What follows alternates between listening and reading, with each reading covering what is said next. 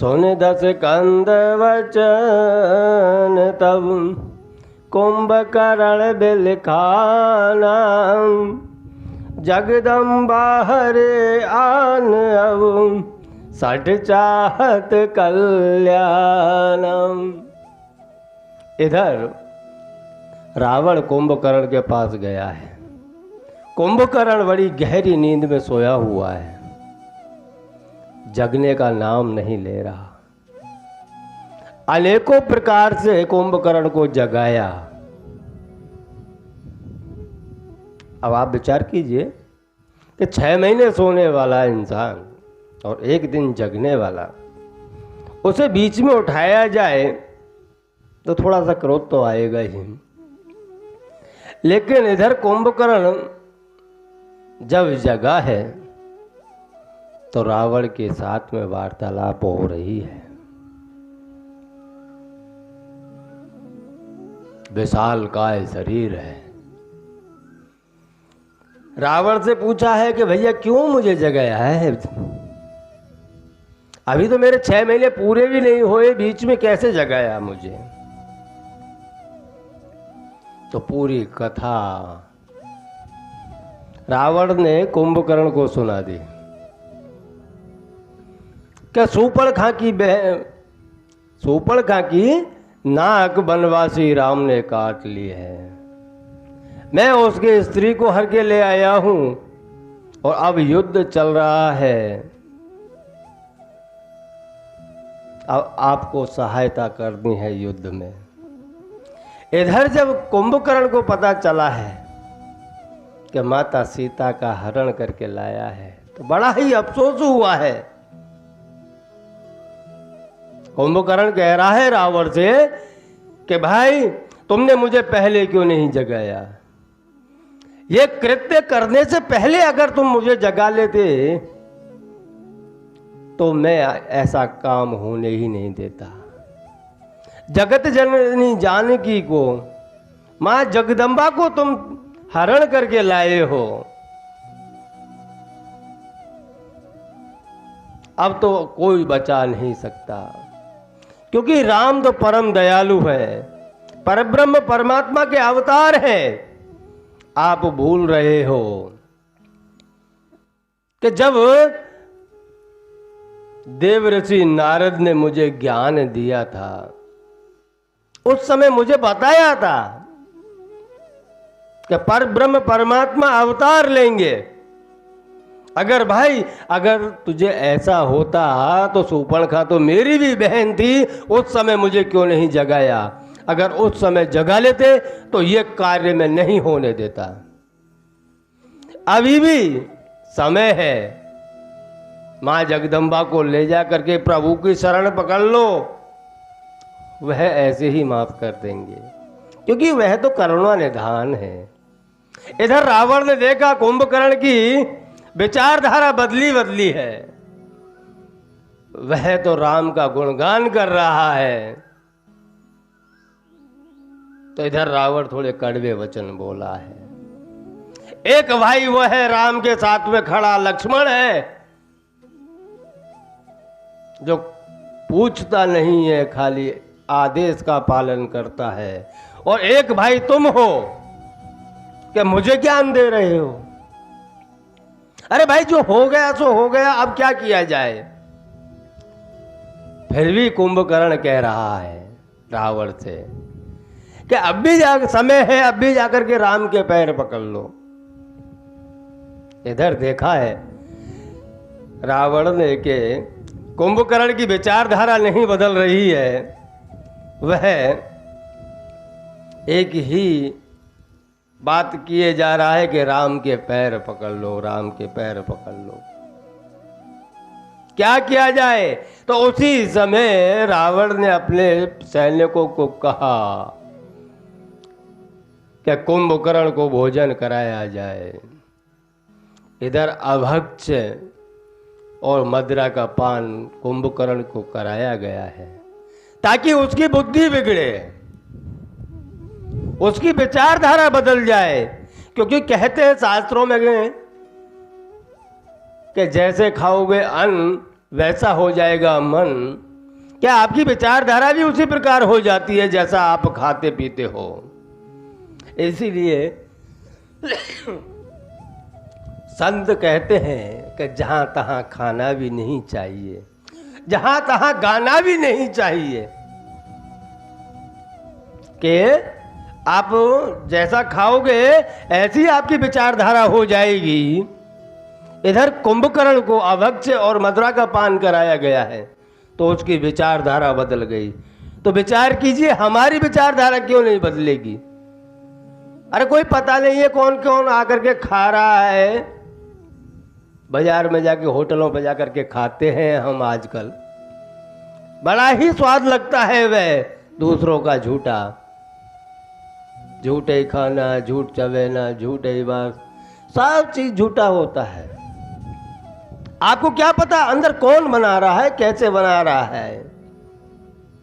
सात्विक भोजन किसे कहते हैं यह शास्त्र बताते हैं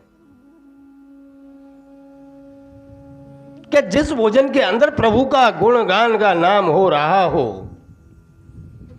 हमारी माताएं बहनें जब रसोई घर में जाती हैं तो सर्वप्रथम रसोई को धोती है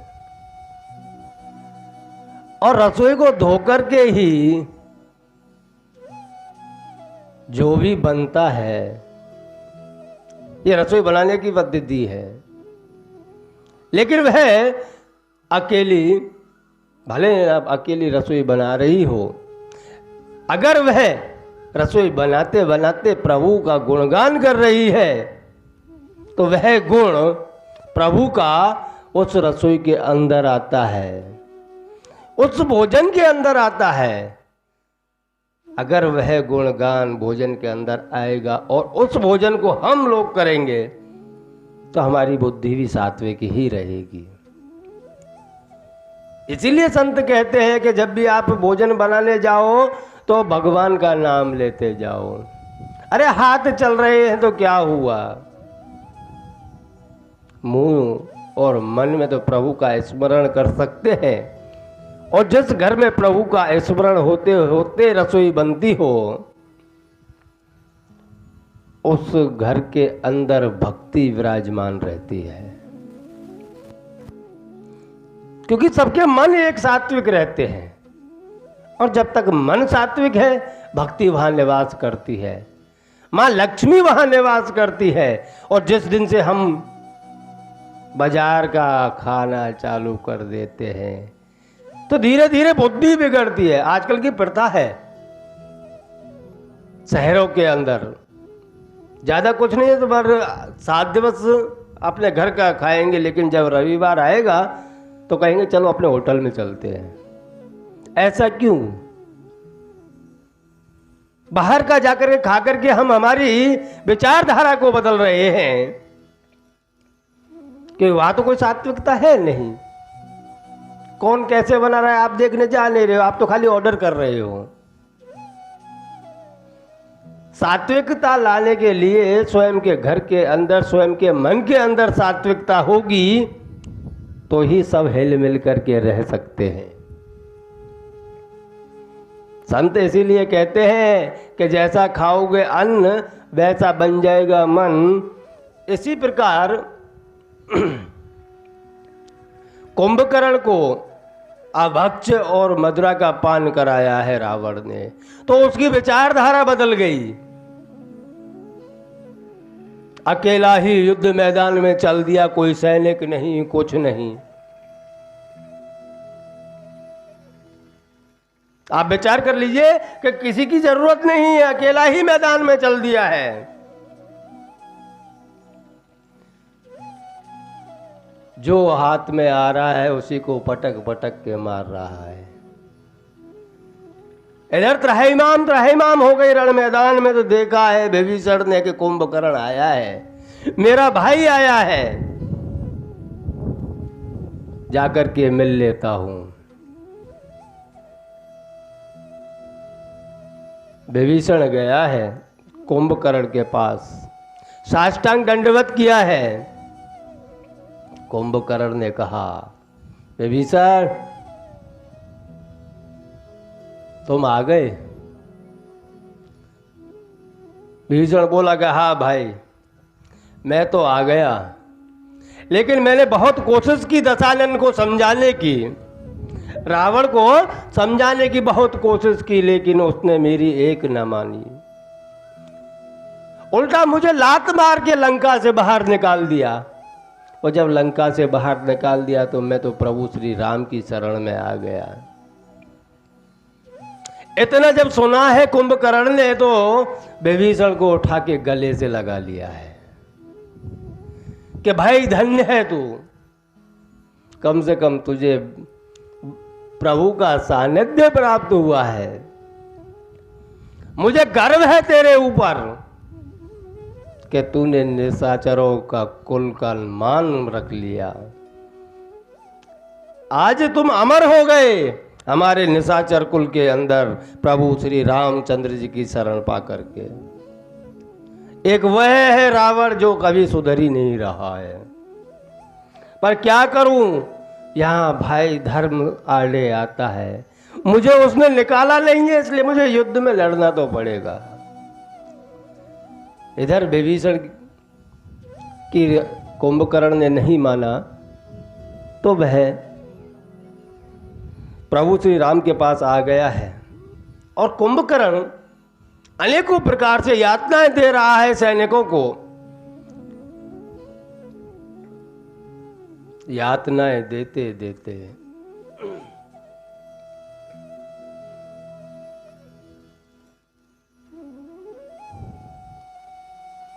त्राहिमाम त्राहिमाम त्राहिमाम हो रही है चारों तरफ।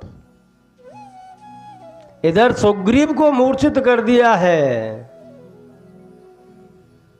अंगद को मूर्छित कर दिया है, जो बानर आ रहा है उसी को मूर्छित करते जा रहा है, क्योंकि विशाल का है कुंभकर्ण। हाथों में पर्वत ले लेकर के जहां तहां फेंक रहा है। इधर देखा प्रभु श्री राम ने कि कुंभकर्ण रुक नहीं रहा किसी से। तब प्रभु श्री राम ने धनुष बाण हाथ में उठा करके इतने बाण छोड़े हैं कि कुंभकर्ण के पूरे शरीर पर ऐसा लग रहा था कि किसी पहाड़ से गेरू की धारा बह रही हो। जब खून की धारा बह रही थी तो ऐसा लग रहा था किसी पहाड़ से गेरू की नदियां निकल रही हो, लेकिन फिर भी नहीं रुक रहा है। एक हाथ में जब पर्वत उठाया है तो भगवान ने उसका एक हाथ काट दिया है, फिर दूसरे से उठाया फेंकने के लिए तो भगवान ने दूसरा हाथ भी काट दिया है। इधर जब दोनों हाथ नहीं रहे तो मुंह से ही खाना चालू किया तो भगवान ने उसके धड़ को भी एक बाण से अलग कर दिया है। और जब धड़ को अलग किया है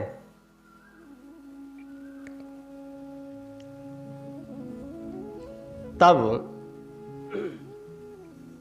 भगवान उसके पास गए हैं